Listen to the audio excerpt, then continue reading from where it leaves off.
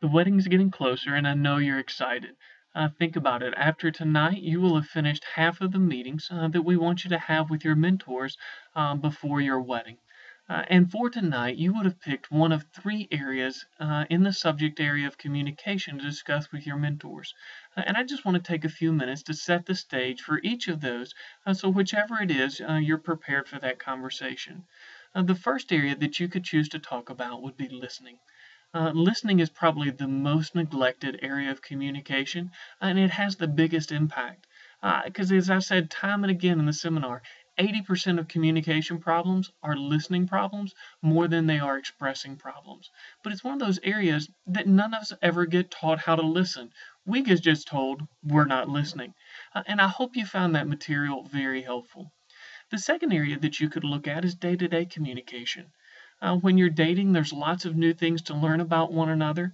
But when you think about being married 20, 30, 40 years, you begin to wonder, what are we going to talk about over a lifetime? How are we going to continue to study and grow in our understanding of each other?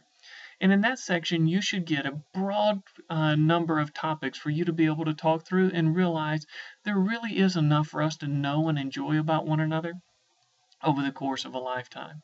The third area that you could talk about would be conflict resolution.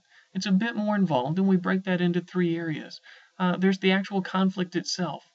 What is it that grabs a hold of me so much that I'm willing to sin against my spouse in order to get what it is that I want? And why would we do that if we love each other as much as we do? The second area within that is repentance. When we have offended one another, how do we acknowledge that without making excuses, but also without groveling? Many of us have never heard healthy gospel centered repentance, and I hope from that section you got a sense that it can be the life giving gift that God intended repentance to be. And the third area is forgiveness. What does it mean to forgive? Is it simply saying that's okay and acting like nothing happened? Is it, what is it that we do at that moment?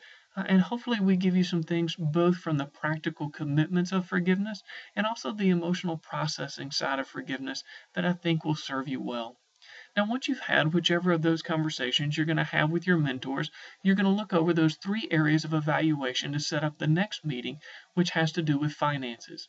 So, if you haven't already, go to the website, do the online evaluations for your financial beliefs and character, budgeting process, and your beliefs and attitudes towards debt and savings. Once you've done those, make sure that you send them to your mentor so they get a chance to look at them before you get there. Hope you have a great meeting, and I pray all is going well with your wedding preparations. Thank you.